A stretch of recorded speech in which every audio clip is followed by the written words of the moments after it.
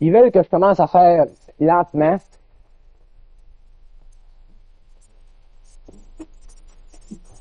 un exposé philosophique de la doctrine cosmique de la sixième race. Pour des raisons que je comprends pas encore. Un exposé philosophique de la doctrine de la sixième race, c'est réellement un exposé psychologique de la philosophie de l'homme de demain.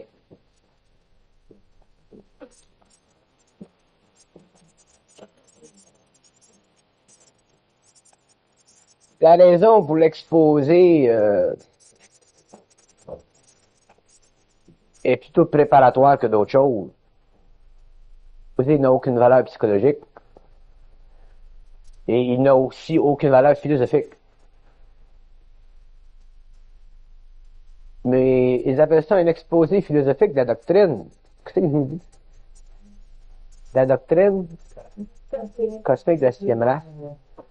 Pour commencer à forcer l'esprit de l'homme à sortir des valeurs morales de la cinquième race et aussi pour le forcer à désintégrer le noyau psychologique de la valeur dont il donne à la vie pour le préparer au cours des années à se désengager psychologiquement d'une façon parfaite de toutes les modalités de pensée, de toutes les modalités de valeur de vie qui rattachent l'homme à son corps astral.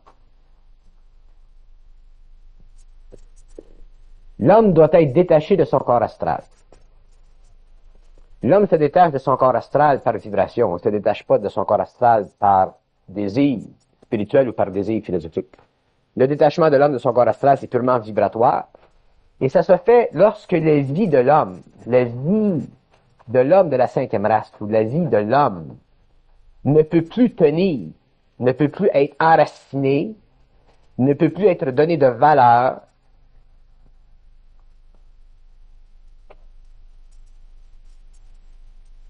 dans l'expérience sexuelle.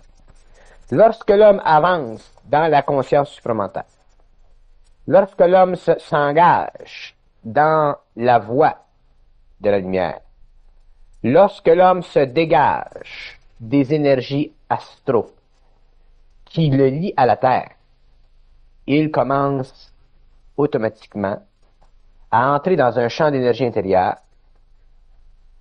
qui se développe en lui, qui restructure intérieurement sa conscience et qui change totalement ses avis face à la vie. Et quand je dis ses avis, je dis que l'homme perd petit à petit le contact naturel, astral, de sa conscience normale avec la planète Terre.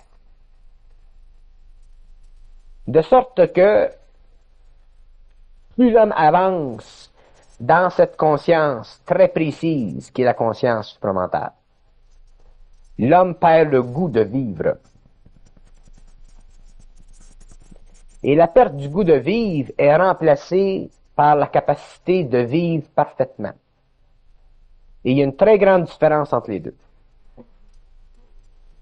La capacité de vivre parfaitement, c'est une capacité de vivre sans goût de vie.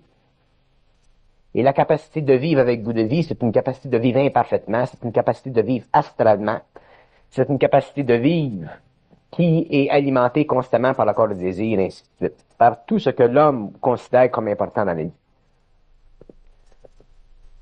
L'homme de la sixième race ne peut pas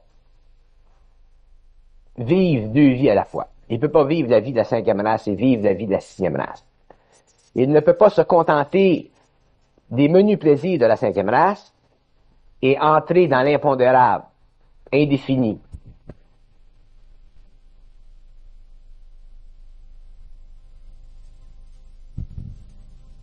De la cinquième race et pénétrer dans l'autre vie mentale. C'est une impossibilité vibratoire. Ce sont deux plans de vibration totalement séparés. Un qui est affecté par les planètes, un qui est totalement libre des influences planétaires. Un qui est affecté par la nature humaine animale de l'homme, l'autre qui est totalement désaffecté de la nature animale de l'homme. Une qui est émotive dans son rendement proportionnel à l'énergie mentale, l'autre qui est totalement libre de toute forme quelconque d'astreinte. Une qui est plaisante, une dans laquelle il y a du plaisir, une dans laquelle l'ego se retrouve, et l'autre dans laquelle il n'y a aucun plaisir, et au cours de laquelle l'ego se perd dans la vaste masse d'énergie du corps morontiel qui se développe, et dans la puissante vibration du supramental qui englobe de plus en plus l'ego et qui éventuellement couvre suffisamment sa vue astrale pour l'empêcher de retourner dans le passé, pour l'empêcher de vivre de sa mémoire, pour l'empêcher de vivre comme il vivait durant la période post-atlantéenne. Les directives de vie de la sixième race sont des directives de vie qui proviennent de la conscience même de l'individu et qui ne proviennent pas et qui ne pourront jamais provenir de la conscience extérieure à ces individus. Et ce qui unit ces individus dans cette conscience parfaite, c'est l'énergie de l'âme qu'ils possèdent et qui puisse, avec le temps, transformer suffisamment le corps mental pour l'éveiller à lui-même d'une façon radicalement nouvelle, qu'on appelle le supramental. Le supramental n'a pour l'homme aucune affinité. Le mental a pour l'homme d'affinité, l'astral a pour l'homme d'affinité, l'éthérique a pour l'homme d'affinité. Le supramental n'a pour l'homme aucune affinité parce que le supramental n'appartient pas à l'ego. La conscience supramentale, et ça c'est probablement une des premières expériences sur le plan de la valeur de vie que l'homme devrait découvrir au cours des générations qui viennent, c'est que la conscience supramentale n'appartient pas à l'ego. Elle appartient à l'esprit de l'ego. Et autant la conscience dans le passé de l'humanité a appartenu à l'ego pour son évolution émotionnelle ou mentale inférieure, autant dans la nouvelle génération des hommes, la conscience n'appartiendra pas à l'ego. Et l'ego n'étant pas habitué à ne pas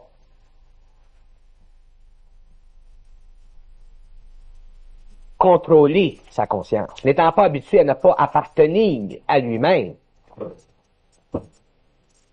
sent automatiquement la valeur de la vie glisser par ses doigts. La valeur de la vie être lentement arrachée à sa conscience astrale. La valeur de la vie être lentement transformée au niveau de sa mentation inférieure. De sorte que l'ego, avec les années de transmutation, l'ego perd automatiquement la joie de vivre pour entrer dans la vie. Puis la vie, c'est totalement impersonnel. Alors, le passage de ce plan de vie à un autre plan de vie n'est pas facile pour l'ego parce qu'il nécessite que ce dernier reconquérisse des aspects de lui-même dont il ne connaît pas la réalité. Des aspects qui ont été perdus au cours de l'évolution, qui sont demeurés latentes en lui, ce que l'homme appelle des pouvoirs, mais dont il a perdu la capacité de reconquérir parce qu'il a perdu la capacité de voir juste. Étant emprisonné dans sa conscience astrale et aussi étant lié par des formes pensées dont la nature, pendant des siècles, ont servi à lui donner ou à lui créer une infrastructure qui était totalement égocentrique. De sorte que l'ego qui entre dans cette conscience raciale nouvelle ne peut plus dire qu'il s'appartient à lui-même. Il ne peut plus dire qu'il fait ce qu'il veut. Il ne peut plus dire qu'il fait ce qu'il désire. Mais il peut dire qu'il fait ce dont il a la volonté de faire.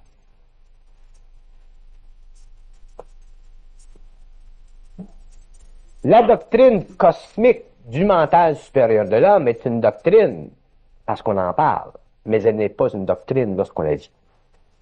Lorsqu'on parle d'un fait, le fait devient automatiquement doctrinaire parce qu'on en parle. On se sert de mots pour en expliquer certains aspects. Mais lorsqu'on le vit, ce fait-là n'est plus doctrinaire, il fait partie de la vie.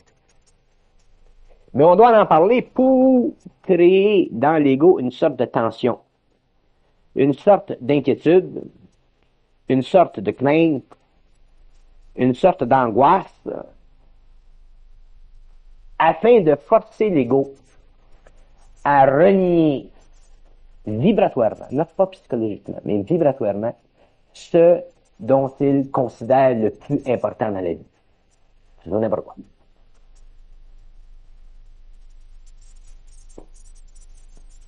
Parce que l'ego de l'homme de la 6e race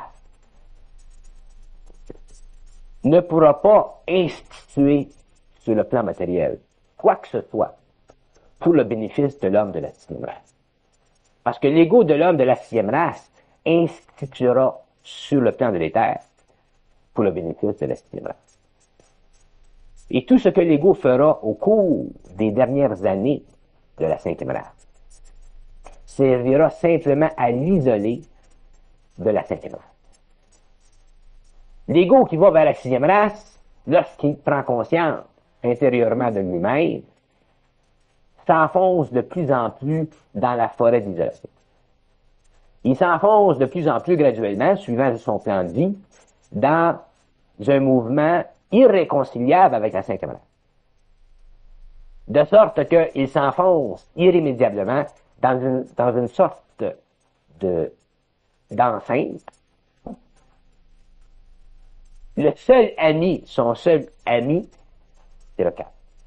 Le calme total. Mais l'homme n'est pas capable de vivre dans le calme total. Il y a des gens qui ont des camps dans le nord, puis ils vont se mettre près d'un lac. Je ne fais pas référence à ça. Mais t'explique. Quand les gens parlent d'aller dans le calme, puis aller dans la forêt, puis aller dans le nord, puis ils vont, puis le lundi matin, ils retournent en ville. L'homme n'est pas équipé pour vivre dans le calme total. Parce que pour vivre dans le calme total, faut que la conscience astrale soit totalement morte. Dans ce moment, l'homme a trop de tension. Mais l'ego qui s'en va vers la 6e race sera obligé, par le mouvement de sa propre énergie intérieure au cours des années, à chercher le calme total. Et la recherche de ce calme-là sera sa victoire sur la 5e race. Lorsque l'ego, seulement l'ego individuel, le sait, ça change pour chaque individu. Pour un ego, c'est telle chose, pour un ego, c'est telle chose. Alors, chaque ego connaît son calme total. Pour un ego, ça peut être très bien être à New York, son calme total. Pour un autre ego, ça peut être bien loin dans le nord. Mais chaque ego connaît son calme total, et chaque ego devra découvrir son calme total, parce que le calme total est le dernier ami de l'ego sur le plan matériel. Et tant que l'ego ne pourra pas vivre sur le plan matériel, dans la matière, dans le corps physique, avec cet allié qui est le calme total, d'une façon permanente, l'ego sera encore en gestation astrale. L'ego aura encore un pied dans la 5e race. Lorsque l'ego pourra vivre avec le seul allié qui lui restera, qui est le calme total, à ce moment-là, l'ego sera prêt de l'énergie de son âme.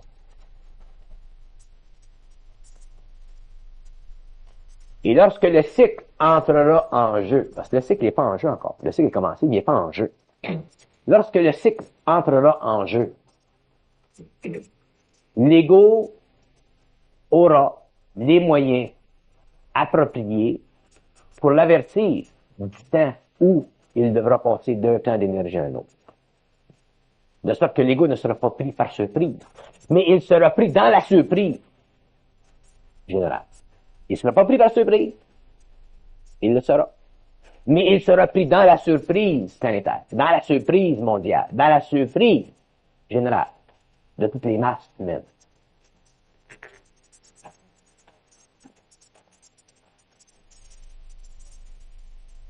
La doctrine de la sixième race est une doctrine perverse. Dans ce sens qu'elle détruit tout ce qui a servi à l'homme auparavant.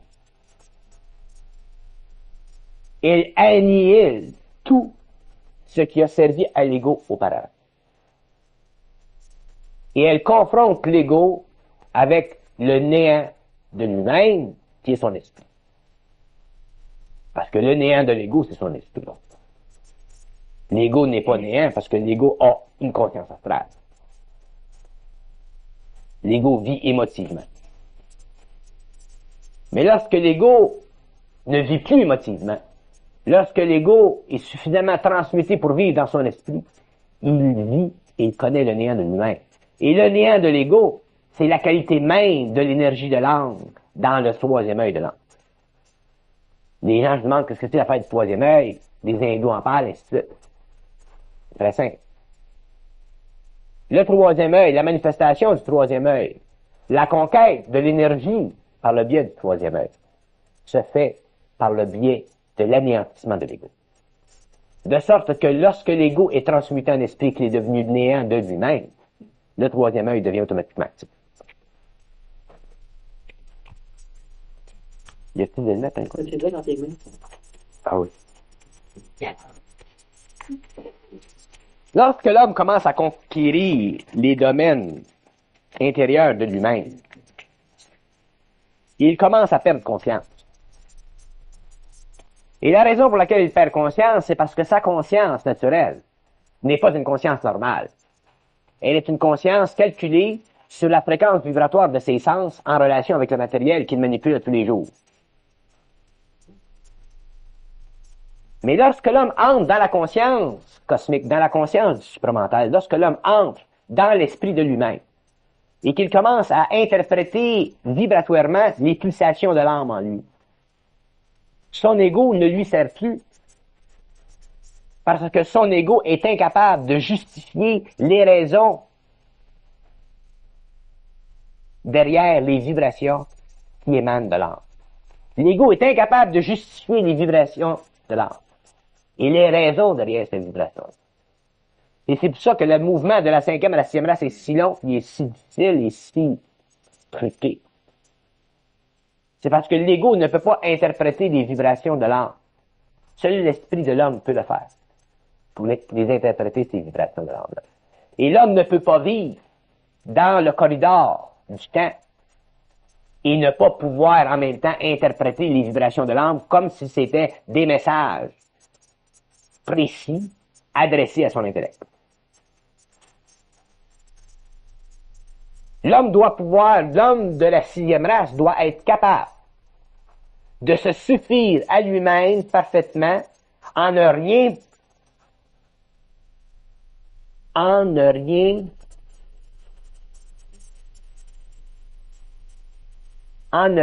interprétant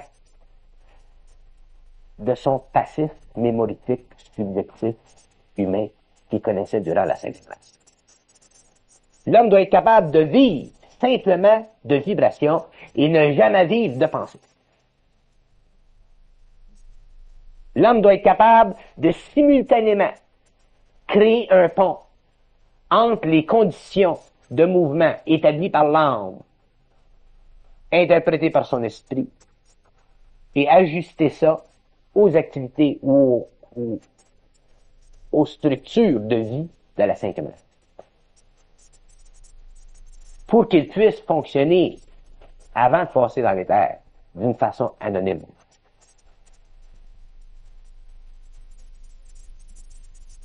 L'intérêt de l'esprit de l'homme qui a été transmuté, qui est le résultat de la transmutation de l'ego.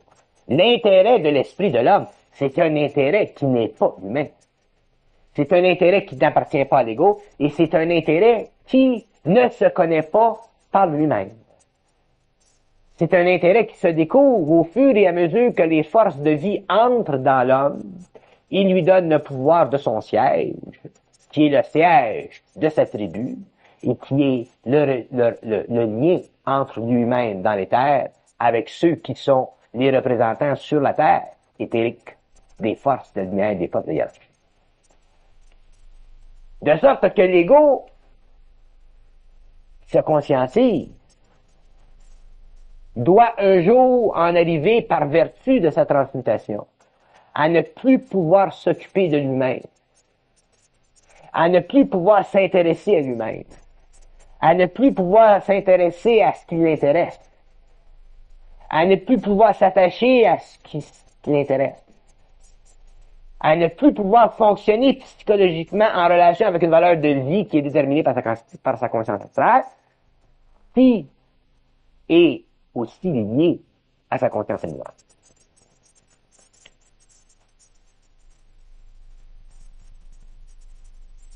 La conscience, l'intelligence de l'esprit de l'homme, qui est la conscience cosmique. L'intelligence de l'esprit de l'homme est suffisamment puissante, suffisamment parfaite, suffisamment intégrée lorsque l'ego est suffisamment détaché. Si l'ego n'est pas suffisamment détaché, cette intelligence-là n'est pas parfaitement intégrée, et c'est pour ça que les gens souffrent, ou c'est pour ça que les gens font des erreurs, ou c'est pour ça que les gens ont des choses à apprendre au cours de la transmutation, de la transformation du corps mental inférieur vers le corps mental supérieur. Parce que l'homme ne sait pas ce qu'est l'intelligence. L'homme ne vit pas d'intelligence, il vit d'intellect et de mémoire.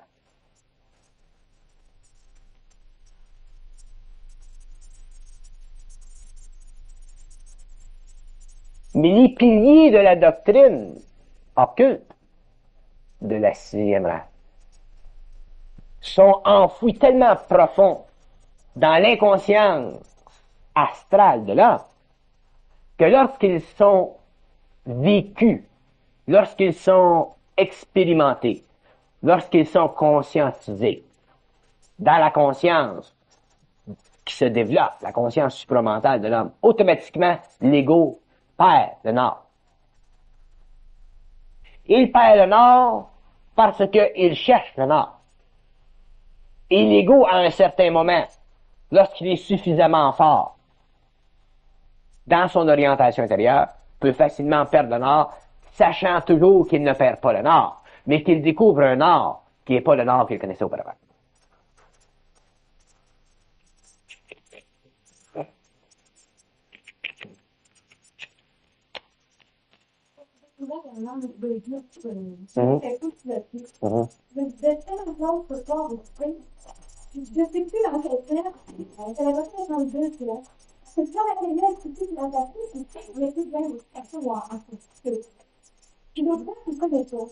Au stage où vous êtes, là, vous devriez être capable, certains parmi vous, de sentir fortement que vous êtes dans deux vies, qu'il y en a une qui perd de plus en plus de sa valeur, puis qu'il y en a une autre dont vous ne connaissez pas la profondeur, mais dont vous sentez la réalité. C'est à peu près le stage. Et plus vous allez avancer dans les années, plus vous allez vivre ceci d'une façon intense. Et plus vous allez être obligé éventuellement de vous dissocier totalement de ce qui est astral dans l'autre vie, pour embarquer dans l'autre vie les deux pieds au lieu d'un pied d'une façon totalement mentale.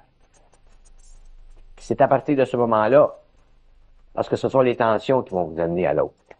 Ce sont les tensions, le combat, l'inharmonie de l'une vers l'harmonie de l'autre que vous allez sentir, que vous allez réaliser de plus en plus, qui va vous forcer à changer et à mettre vos deux pieds dans une.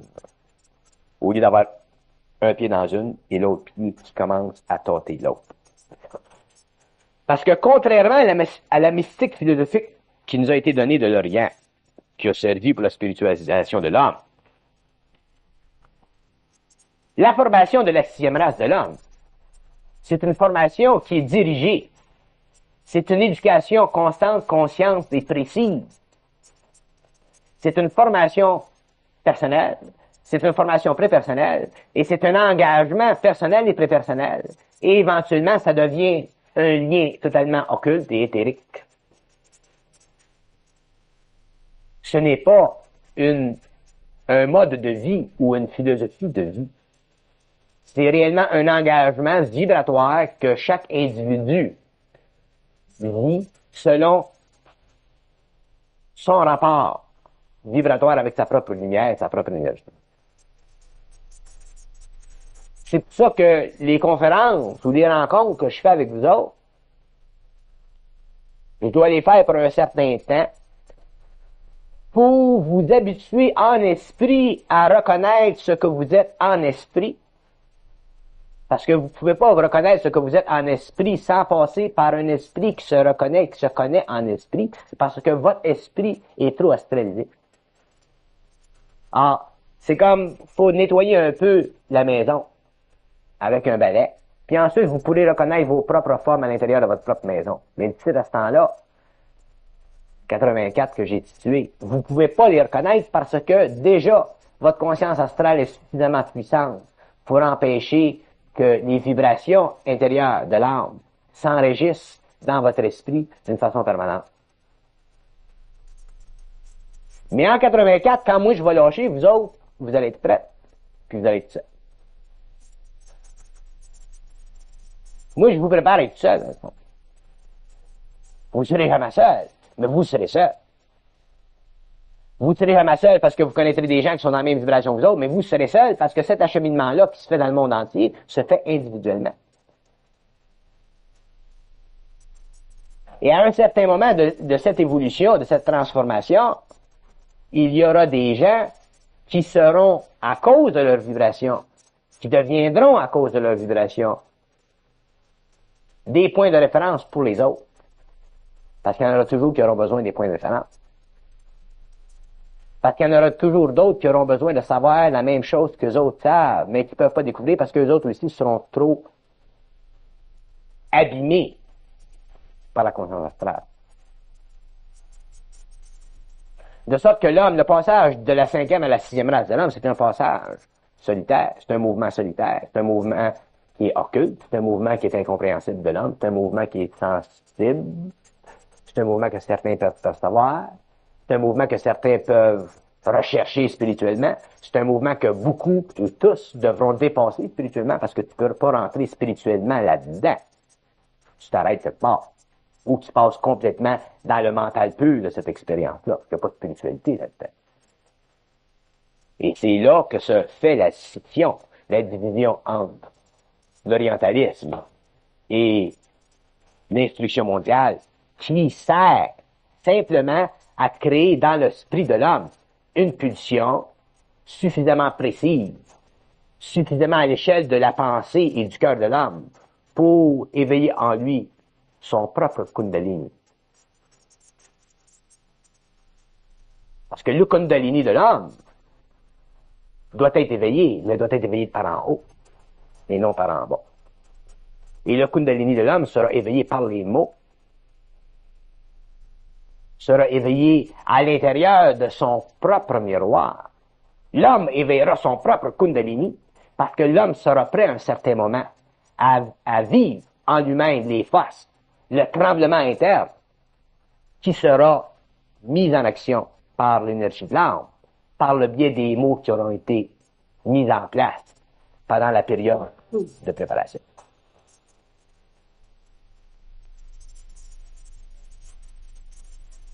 La doctrine de la sixième race de l'homme, ce n'est pas une doctrine publique.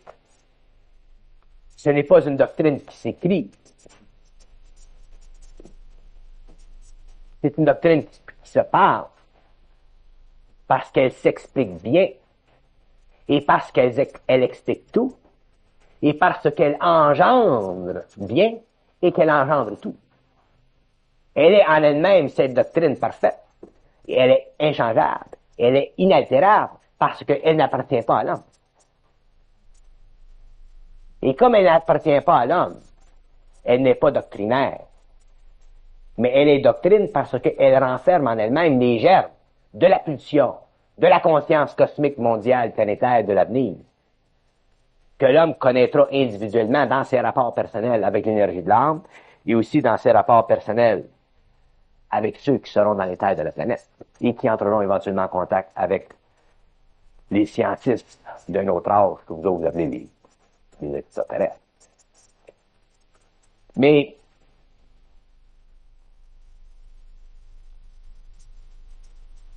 ce qui différencie l'homme de la 4e race qui passe à la 5e race, de l'homme de la 5e race qui passe à la 6e race, c'est le temps de la destruction de l'égrégore mondial. Quand les Atlantes, les initiés Atlantes, ont amené avec eux un certain nombre de personnes pour transposer dans une autre partie du globe les sciences occultes de l'Atlantide, l'égrégore mondial, déjà, bien qu'il était localisé dans certaines régions du globe, était suffisamment dense. Aujourd'hui, l'égrégore mondial est extraordinairement dense. Alors, l'homme de la 4e à la 5e race a vécu la continuité de l'égrégore. De sorte que la conscience astrale de l'homme, qui est passée de la 4e à la 5e race, et jusqu'au-dessus race, jusqu'au-dessus, cette conscience a toujours été diminuée dans son potentiel vibratoire parce que déjà l'homme perdait contact avec l'âme. Et même dans les cercles ésotériques, dans les cercles occultes, dans les conversations occultes ou ésotériques, avec les plans de l'ego astralisés dans une lumière qui était ambiante à la planète Terre, l'homme avait le pouvoir de contacter ce qui lui-même était déjà. Mais l'homme n'a jamais eu le pouvoir de contacter la hiérarchie. L'homme n'a jamais eu le pouvoir de savoir. L'homme n'a jamais eu le pouvoir de maîtrise. L'homme n'a jamais eu le pouvoir d'être maître. L'homme a toujours été dans une soumission quelconque à un ordre quelconque, bien que ce fût un ordre, dans beaucoup de cas, un ordre fraternel. Sodome et Gomorrhe, Moïse, Jéhovah, les Israélites, toutes les données de l'homme ancien ont toujours été en relation avec une soumission quelconque venant d'une autre planète, excepté dans le cas du Nazaréen. Le Nazaréen était le seul homme sur la Terre qui était dans aucune soumission à aucun ordre planétaire, venu d'ailleurs pour faire germer sur la planète Terre une doctrine quelconque.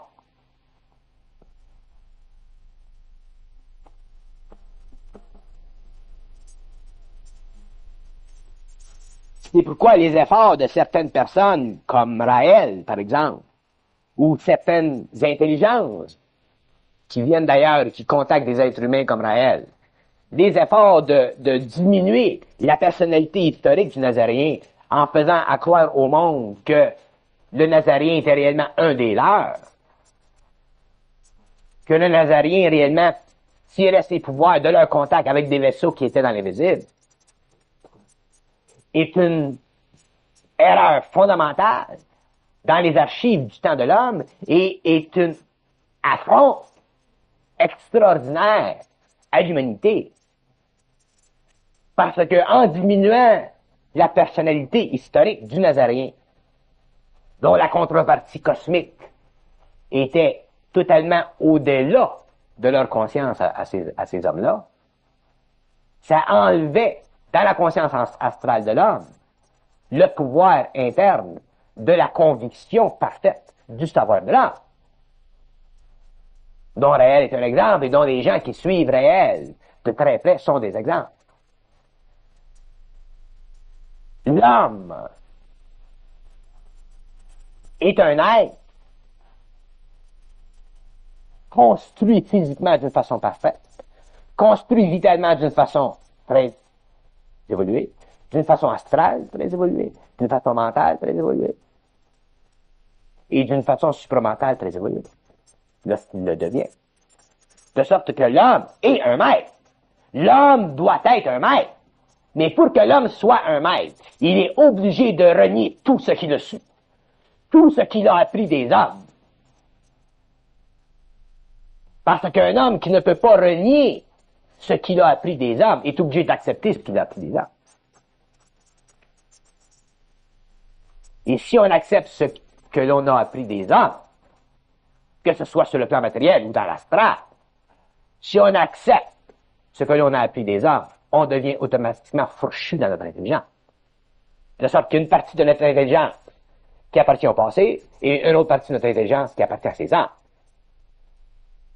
L'homme de la 6e race ne peut pas vivre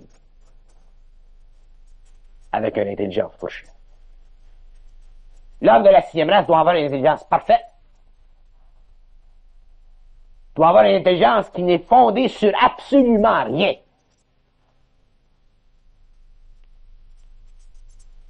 Et quand je dis avoir une intelligence qui est fondée sur absolument rien, ça va vous prendre encore quelques années pour le comprendre.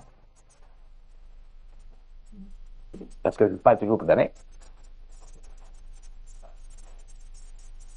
Et quand je dis que l'homme doit avoir une intelligence qui est fondée sur absolument rien, je vous explique dans des mots le moyen même qui est le support énergétique, le support vibratoire du transport de l'homme dans le temps.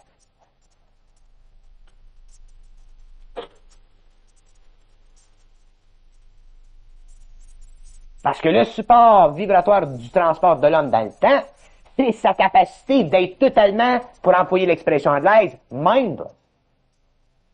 Man must be mindless. And so long as man has a mind, he is not in the root race. He's in the 5th suburb. Un homme conscient, un homme supramental ne doit avoir aucun esprit égocentrique. Ne doit avoir aucun attachement mémorifique à la connaissance. Ne doit avoir aucun lien avec le passé. Ne doit avoir aucun lien avec les mémoires du passé. Ne doit avoir aucun lien avec l'occulte du passé.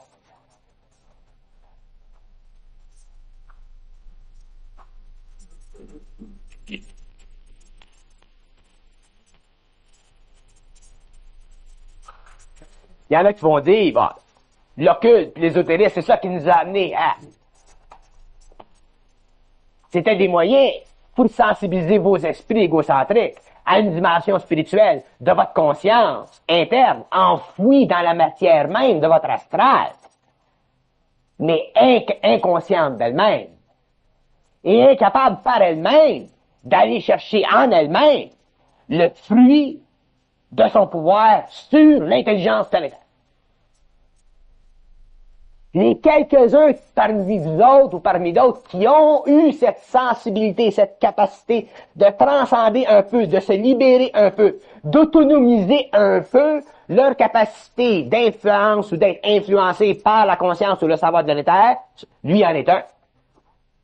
Puis ceux que je nomme le savent. Croto, c'en est un autre.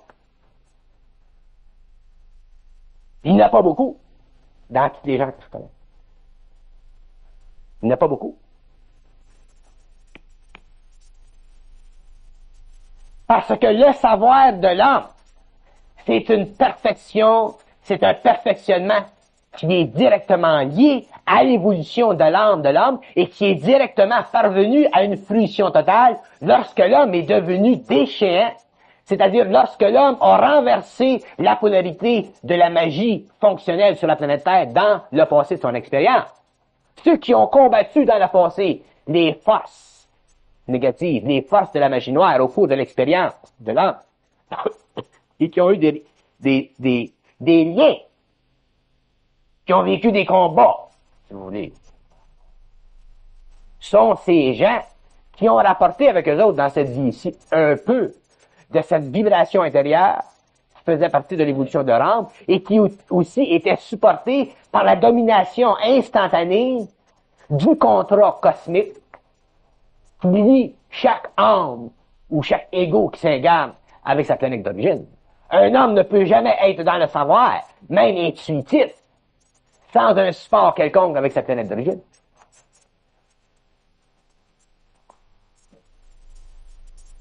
Mais le contact d'un homme avec sa planète d'origine, c'est pas suffisant pour l'homme. Parce qu'un homme qui est en contact avec sa planète d'origine, tout ce qu'il va connaître au niveau de son expérience humaine égocentrique, c'est une particularité de caractère et de tempérament suffisamment forte pour lui faire réaliser qu'il n'est pas comme le reste des hommes, mais pas suffisamment puissante pour le détacher du reste des hommes. Ah, l'homme a besoin à un certain moment de son évolution dans son temps planétaire, après incarnation. L'homme a besoin d'une autre force. Il a besoin d'une autre vibration. Il a besoin d'une autre capacité. Il a besoin d'un nouveau traitement vibratoire. Et le traitement vibratoire lui vient lorsqu'il est suffisamment en harmonie avec celui dont il ne connaît pas le nom pour pouvoir entrer dans le même corridor de temps qui constitue le fluide même de la conscience cosmique par les hommes cosmiques sur une planète cosmique, mais invisible à l'homme.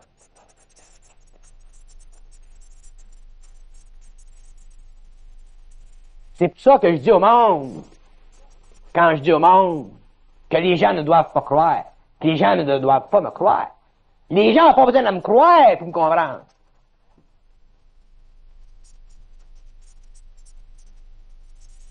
Mais les gens qui me comprennent. Puis ce sont les gens qui me comprennent qui ont de la valeur dans la conscience universelle sur la Terre. Ce sont les gens qui me comprennent qui ont de la valeur dans la conscience universelle sur la Terre parce que ce sont ces gens-là qui font partie de la conscience universelle sur la Terre. Et c'est seulement lorsqu'on fait partie de quelque chose qu'on est dans ce quelque chose. Et si on fait pas partie de ce quelque chose-là parce que c'est pas le temps cyclique, à ce moment-là, ce quelque chose-là, à un certain moment donné, devient tellement abstrait à notre conscience qu'on ne peut plus le suivre. C'est-à-dire qu'à ce moment-là, on ne peut plus se suivre. Et c'est-à-dire qu'à ce moment-là, on ne peut plus se comprendre parfaitement.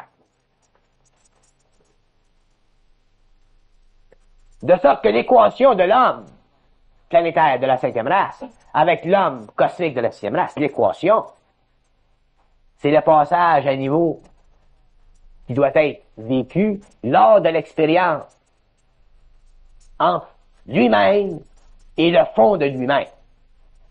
Pas entre lui-même et moi. Moi, je suis pas important. Mais ce qui est important, c'est lui-même et le fond de lui-même. C'est pour ça que ceux qui font partie de la 6e race le seront par eux-mêmes parfaitement, et non par moi.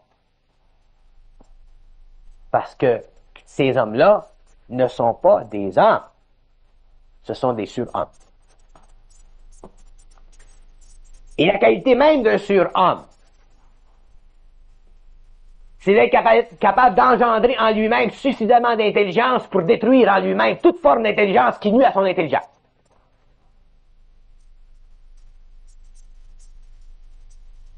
Et un homme qui n'est pas capable de détruire en lui-même toute forme d'intelligence qui nuit à son intelligence, c'est un homme qui n'est pas capable d'entrer en lui-même et de confronter avec lui-même les pouvoirs de lui-même. Exemple.